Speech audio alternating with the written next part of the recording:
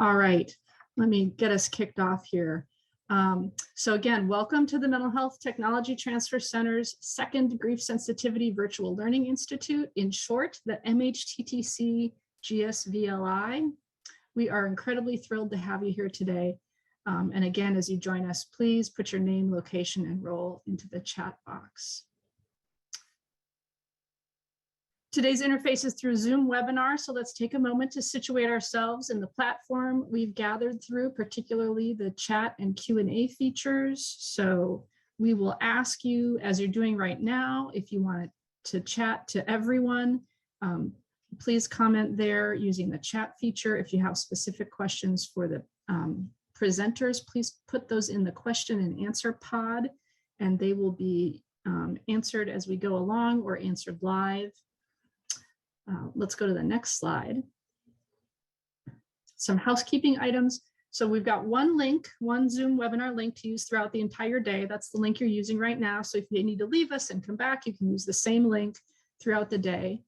Please do share your ideas, resources, and thoughts that resonate with you in the chat box throughout your experience today. Make sure to send what you would like to share to everyone with, the drop down all attendees and panelists. And note that we welcome you to share what's resonating or what connects, what you're connecting with, ideas about the discussion, points you want to make. We welcome those, but we do not welcome any speech that evokes harm or is not productive. So please respect that. Again, if you have specific comments to panelists, you can use the panelist drop down in the chat. But please, if you have specific questions for the panelists, put those in the Q&A box. We have folks monitoring that specifically. You can also directly chat tech help, I need help on tech at any point today. Note that all sessions are recorded and will be on our event page about 2 weeks after the event, and that applies to the sessions we had yesterday as well. You'll receive an email on how to access a certificate in the next week, so look for that email. You need to attend at least half of today's events, about 2 hours, in order to get a certificate. We've got closed captioning. You can click on the CC button, and please do follow us on social media. We are grateful to be funded by the Substance Abuse and Mental Health Services Administration, SAMHSA. They are our funder. We're very thankful for their funding. And we also want to be clear that what's presented and expressed today by our GSVLI faculty and staff is theirs and not the official opinions of our funders. So a little bit of background, and let me introduce myself. I'm Heather Gotham. I'm the director of the MHTTC Network Coordinating Office, and very excited to be with you and get us started today. We've been saying, or I've been saying MHTTC, let's take a quick moment to learn what that really means and who we are. So as you can see, we are a network, a dynamic network of 10 regional centers, a national American Indian and Alaska Native Center, a national Hispanic and Latino Center, and then the network coordinating office where I'm from. So please take a minute, if you're not familiar with us, to look at the map here and find yourself where you're located on the map. We cover all the states and territories. We invite you to reach out to your specific regional center.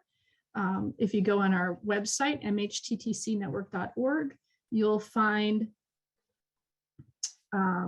find information about events that are going on in your region that are specifically tailored to your region, related to general mental health or school mental health. And also feel free to reach out to our population-specific centers if you have needs and questions specifically for them. And they also have programming that's specific to those populations. The network accelerates the adoption and implementation of mental health-related evidence-based practices across the nation. And we do that 3 ways. We develop and disseminate resources. We provide free local and regional training and technical assistance, and at times national events such as this one. We also help to heighten the awareness, knowledge, and skills of the mental health and school mental health workforces. So we are very thankful to have, over the past 4 years, very specific funding for school mental health, a school mental health initiative that's almost as large as our regular funding, that's broadly across mental health services. And so today we'll be focusing on that school mental health portfolio. But again, you can find out all about our school mental health work on our MHTTCnetwork.org website. Next slide. As a network, we hold ourselves to these values that we always strive to use affirming and respectful and recovery-oriented language in all our activities. And more specifically, that language is the things that you see on the screen. We invite you today to lean into those values as well. We are all on our own journeys in our own understanding of grief and our own experiences with grief and our own approaches to grief. And I think a major theme of this two-day event is to respect that we are all on those journeys and need to respect and understand that those journeys are individual, and yet the importance of sharing them collectively, but always respectfully.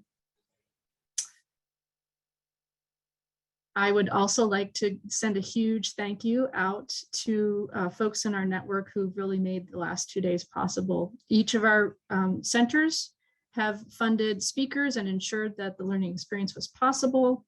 Want to send a thank you to all of our GSVLI faculty for their collaboration and for their participation and guidance in this work that we're doing these last 2 days.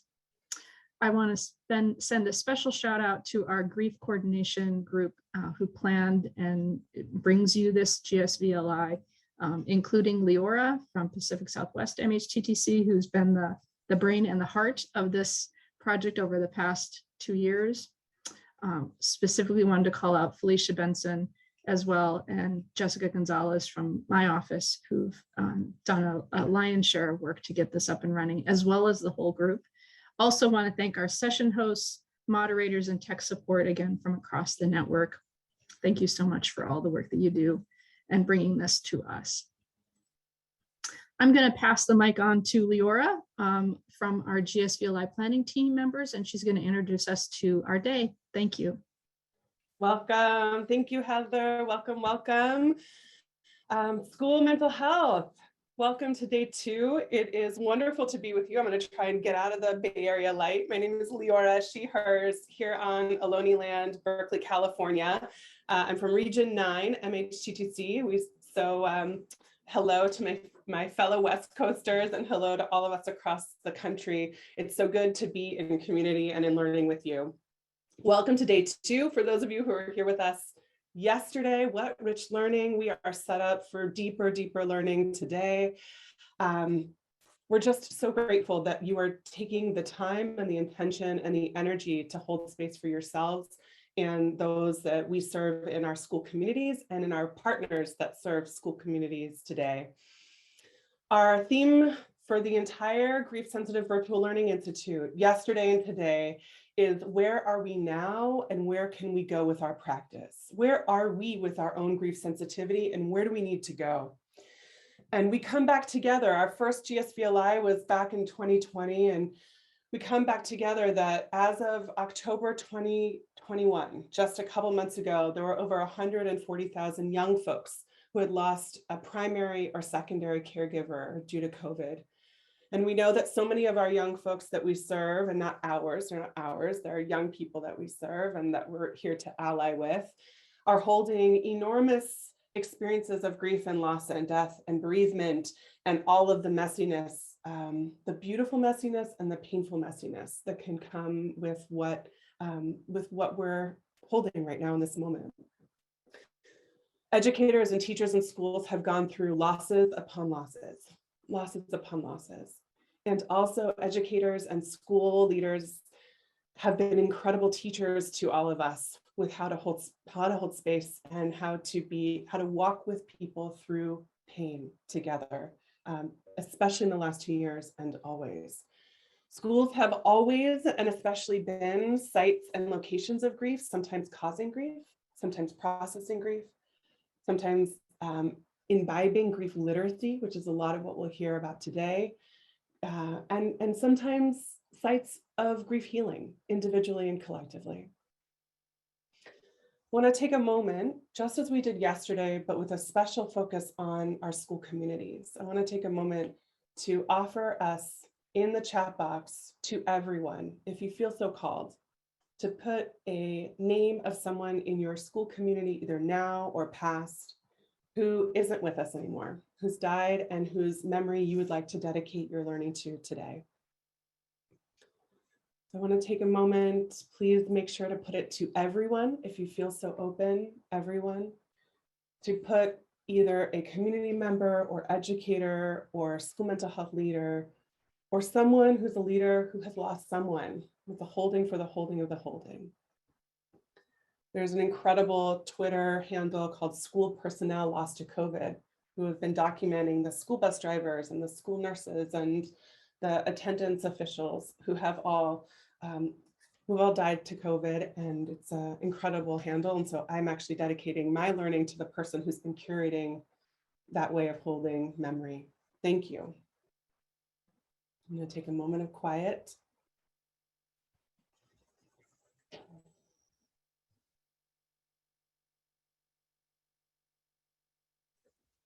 Encouraging you today to be purposed into whom you are dedicating your learning, and to be purposed for our virtual community of almost 400 folks coming together to be in learning and in listening with one another. If you haven't lost someone who you're in this space with has. So we're with you in remembering them. I'm gonna move forward. Thank you. Thank you.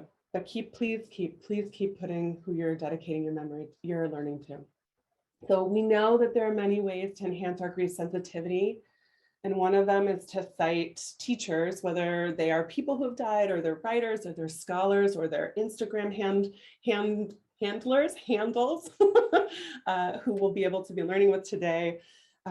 There is also a practice of honoring lineage with who has helped us grow in our own grief sensitivity. And so we want to pay respects to those of us who have come before us, who've created and contributed and advocated for grief justice, particularly in our school communities, and who have really centered grief as a primary ingredient in school mental health. We are today lifting, just like we did yesterday, Dr. Maria Yellowhorse Braveheart, who teaches us that historical trauma is always present. I'm going to read the quote from her teaching, and then we'll offer an opportunity for you to also put in the chat box your teachers of grief sensitivity. Dr. Maria Yellowhorse Braveheart says, we define historical trauma as cumulative emotional and psychological wounding across generations, including one's own lifespan, because everything up to a minute ago is history. It is all historical. What's happened in your personal history, as well as what's happened in the generational line of your parents and grandparents in your community, great-grandparents, great-great-grandparents, it's all meaningful. The historical unresolved grief goes along with that trauma. And so we know that we're gathered today to think about grief sensitivity in the context of school mental health and holding all of the circles of loss and the circles of joy and the circles of folks who have come before us, who help us really center grief as a humanizing experience and a human experience. So I want to offer, just like we were purposing people who have died, who we want to center our learning for, I want to offer us in the chat box to also resource each other and put teachers of ours who we'd like to lift up. So you're going to see a big, I'm going to put mine in a second, but I just wanted to lift up, for example, Dr. Rick Ayers, who many of you learn from. He's a teacher of mine, and he wrote An Empty Seat in Class. I want to lift up this beautiful book called Humanizing Grief in Higher Education. I will put them all in the chat box in a second. Another book that I really refer to is Superhero Grief. So I really want to invite you to put books and authors and websites and Instagram handles in this moment who you learn from in your grief sensitivity. Thank you, Jessica, for helping prompt that. So we gather here at GSVLI to engage in our own grief sensitivity, which we know is personal and professional and individual and collective work. We're going to move ahead. Thank you. So please resource each other. We got lots of questions yesterday about what book should I be reading? What website should I be going to? And so we want to really lift up teachers in this work. So taking a breath, I get excited. In a little bit of a moment, I'm going to walk us through what today might feel like. We know that one of the biggest actors of grief is unpredictability, and so we want to provide a little predictability for us today. So in a moment, we're going to hear from a teacher of ours, Candice Valenzuela, who will open and close our learning. Session 1 will be evidence-based and community-defined evidence practice, where we'll get to hear from folks across the country who are really thinking about where we can grow in our clinical practices and in our community-centered practices. We'll then have a short break, and we'll move into new directions, where we'll have a really vibrant discussion around where grief sensitivity in school mental health can go. And then we'll end the day with lived experience, culture, and grief, which, as you heard from yesterday, is a really vibrant space to talk about, to really center voices. Candice will come back to close us, and then we'll have a somatic practice. We had 400 people stay with us for the somatic practice yesterday to help us resource and integrate. So I'm going to move us ahead. Thank you for offering your resources. And we've got more resources on our website. We'll continue to update them, but I do want to let you know that we've created a collective GSVLI faculty CV of everyone who's spoken yesterday and all day today, if you want to follow their work. And we'll drop that in a second in the chat box. Okay, last but not least, I really want to welcome you to resource yourself today and resource each other. It should actually say resource yourself and each other, speaking of self and collective care. And we know that many of us are here sometimes with the hat of supporting others and sometimes with the hat of supporting ourselves. Some of us are grievers and some of us are here to really listen and learn for the tactical. Whatever it is and however you're here, we welcome you to hydrate. We welcome you to stretch. We welcome you to move. It's a long, long, long day and a rich, rich, rich day of learning. So whatever you need to do in order to stretch, to help your body regulate and integrate. And on that note, I am going to welcome Candice to come on video. Beautiful, and we'll spotlight Candice. I'm going to wait for Candice to be spotlit. And while that's happening, I want to Candice will introduce themselves. And I just want to say that if there's a teacher that bridges the classroom, the heart, the therapy, the therapeutic space, the way of learning and being in the world, and calls me into my most authentic self, and almost every educator that they work with into their most authentic self for the purposes of grief justice, it is Candice Valenzuela. And we're so grateful, Candice, for you opening us this morning and closing us today. And I'm going to hand it to you. Let's get Candice Spotlight. Thank you. Good morning, everyone. Thank you, Leora, for that beautiful opening. I feel very invited to do the piece that I'm going to do here. So my name is Candice Rose Valenzuela. I use they, them pronouns.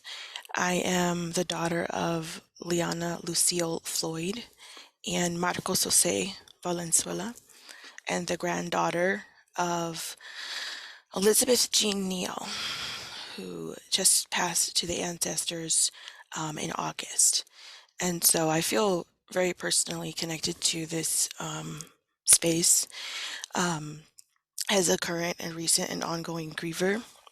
And I was watching the chat and just noticing that a lot of folks are also bringing in our personal grief as we are thinking about how we support others in the work that we do.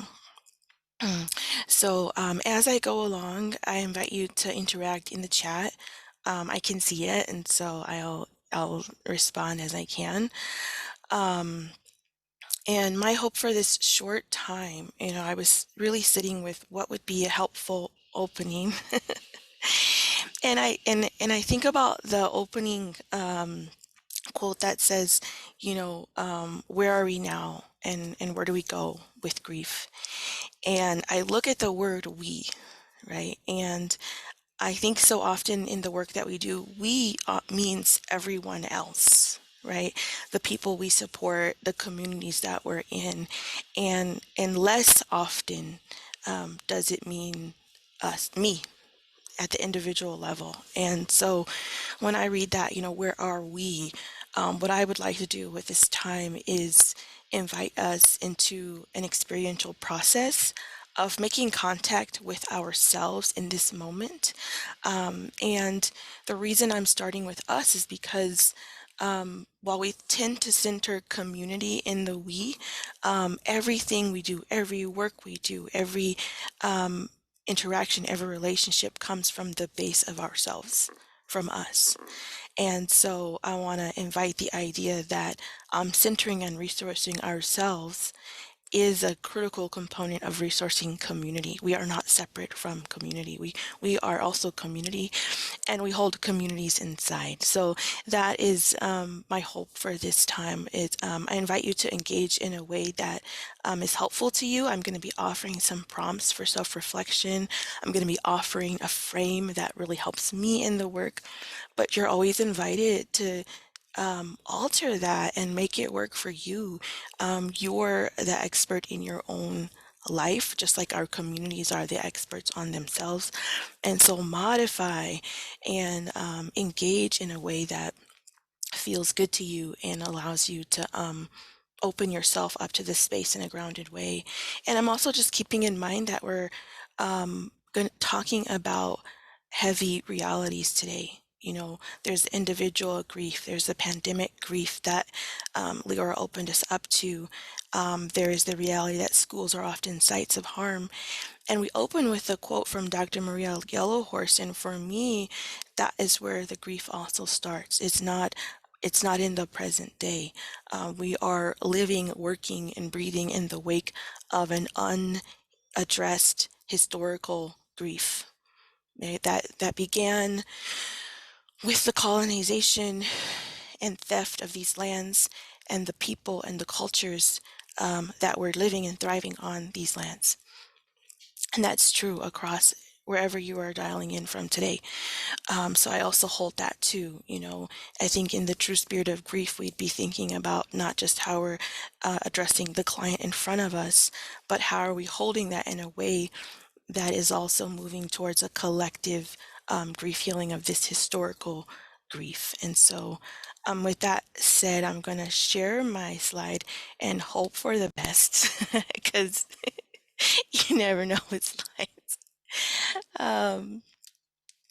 So let's see, let's present. Here we go. So the frame I want to invite you to is grief as a force of nature.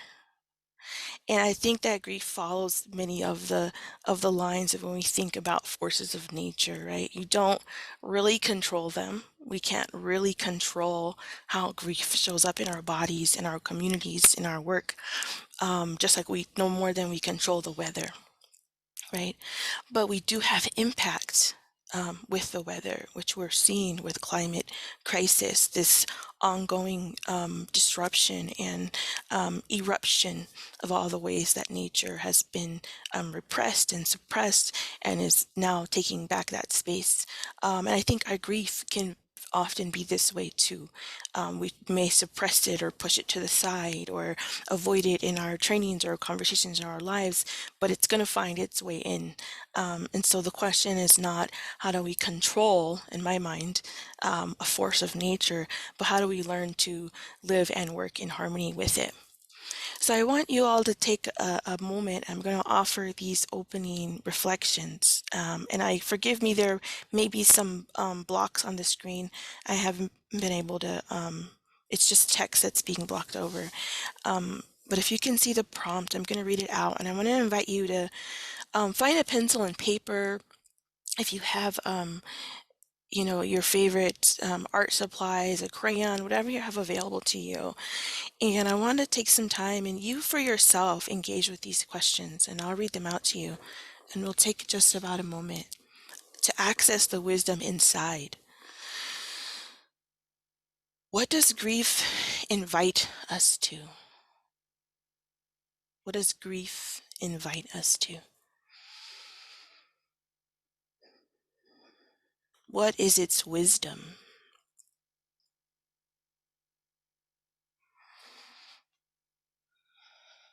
What is its wisdom?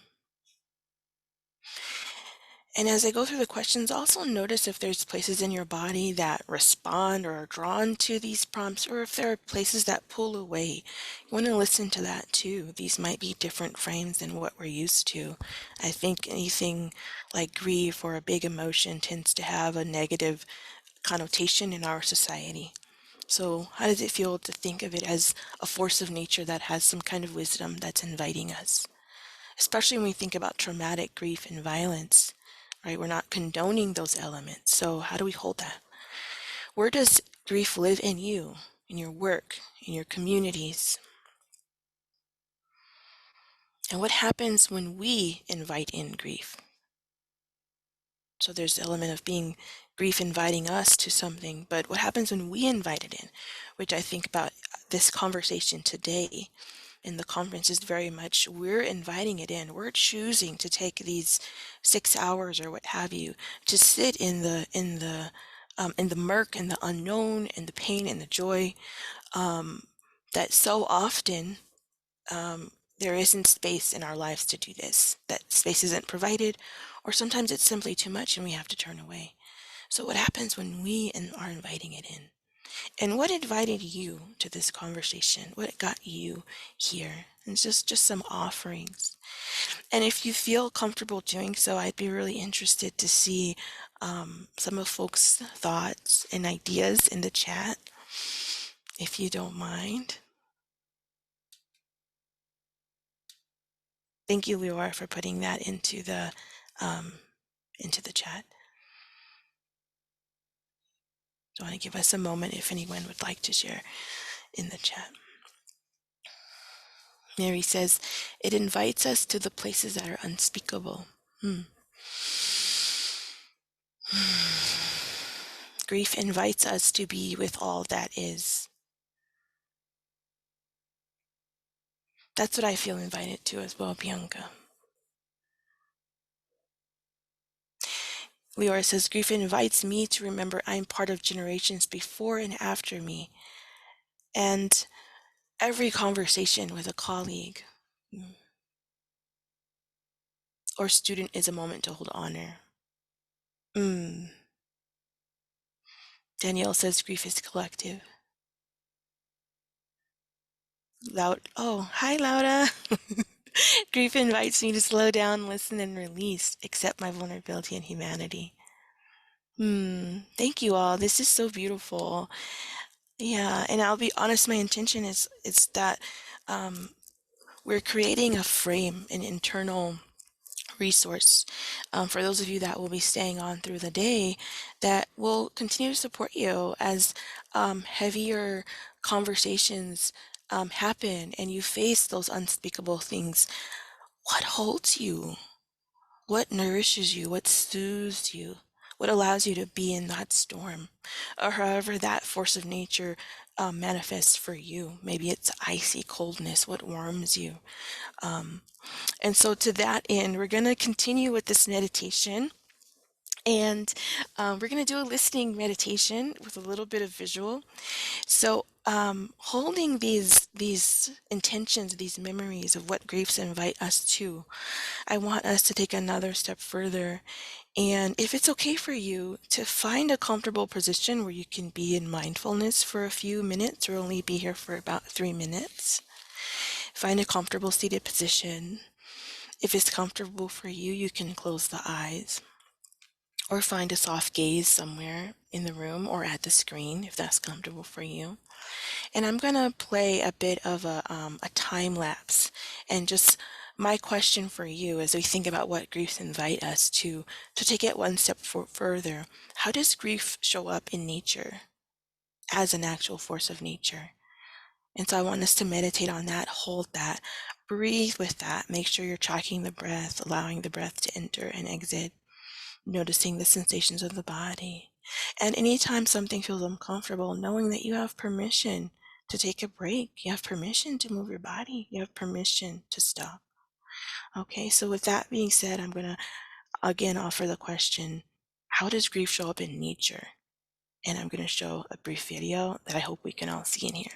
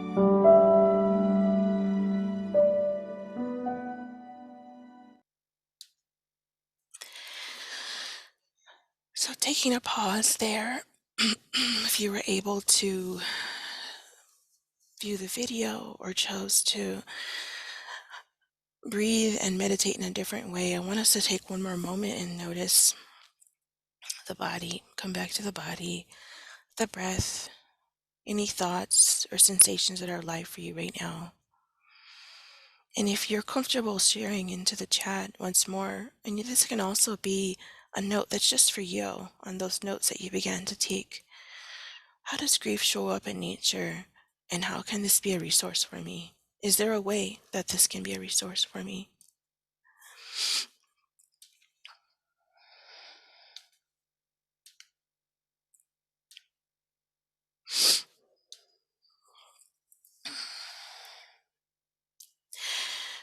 So in moving to close, I'm going to share with you what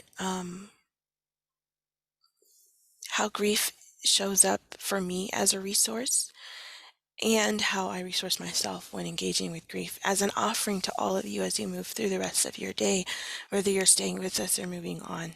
For me, grief very much tells us what we value, what is most important, right? When we grieve for loved ones, and there's also grief of the unknown. I had the privilege of working with Sabanfu Sameh when she was with us, who is an amazing Indigenous West African grief teacher. And she taught us that there are 9 types of grief, at least, that she had identified. And it was so affirming that sometimes there is the grief of the unknown, or the grief of what hasn't happened yet, or the dream. And I think as educators and people who work in schools, we hold these dreams and visions for our communities. And there can be so much grief of that, of the unknown, of whether that will ever be true, if our communities will ever be safe, if they'll ever have everything that they need. But what is beautiful about this is that it shows us our hearts and what we value most important. It tells us how we love and the extent to which we'll go to show that love. And it's the story within our skin of how we are connected. All of the memories, all of the things that live inside of us from our loved ones in this lifetime to the generations past and the generations before that, and generations that also include our non-human ancestors, the animals, the plants. All living beings are actually part of our ancestral kin. It's in our DNA. So it's the story of our skin of how we are connected, the story of what was lost, the story of what remains, and the story of what is still needed. And so I invite us today to hold the frame, if there's a way, to join that grief, to befriend our grief, to go gentle with ourselves and one another, and to always practice consent. You know, that we're invited to a process, but we have choice and agency. We get to take breaks, we get to breathe, and we get to be in community. And so I close now with this image of these beautiful mushrooms. I don't know what kind they are, but I am in love with the mycelium network. And to me, when I think about befriending, mushrooms are the best friends of nature. When you see the mushroom, that's just the fruiting body. That's not the actual being. The being lives within the soil, the mycelium. And it is a soil-based network that connects not just to other mushrooms or fungi, but to everything beneath the soil. And when the mushrooms and the mycelium work together beneath the soil, they benefit the lives of everyone around them. The trees grow stronger, the plants grow fuller, the fruit is more delicious. So there are these beautiful friends in nature, and I had this vision of that being, what if that was us today? That in befriending our grief and joining community, we're working beneath the soil to create greater health for all of our communities and all of our ancestors and all of the generations forward and back. So I thank you for allowing me to spend this time with you, and I'm going to close here, and I look forward to seeing you at the end of the day and hopefully supporting the integration of all of this wonderful learning. So I'm going to turn it back to the Thank leaders you. here. Big breaths. Thank you, Candice, for your teaching. I really welcome us in community to be each other's mushroom mycelium network, and to support Candice, to let them know that their wisdom has been heard and held in the chat box, and put what resonated, maybe even a little bit of descriptive praise, maybe beyond a thank you or beautiful, but this is what landed for me. This is how I felt. This is what I knew and grew with. Candice, we're so blessed to be in learning with you, and I'm sure that all of us can have some imagination of what it felt like as educators to be held in the circles that you have held and do still hold for educators moving through grief. I want to offer us, as we transition to the next panel, another reminder and invitation to continue to resource yourselves throughout today, to find something green to rest your eyes on, to know that you can raise your hand, put in Q&A, or chat to anyone with tech support, anything you need in order to feel regulated, to be able to think and feel at the same time. And also know it's totally okay if you are feeling and thinking like this throughout the day. All is okay, all is right. The same link for the entire registration you can come in and out of all day. We hope that you stay with us. And we also hope that you take care of yourselves. With that, we have about a couple minutes until we transition to our next session. And so I'm going to go off camera and get Martha back on and really allow you invite you, not allow you, because consent. Thank you, Candice, for centering that word. Really invite you to stretch, move before we start in a couple minutes.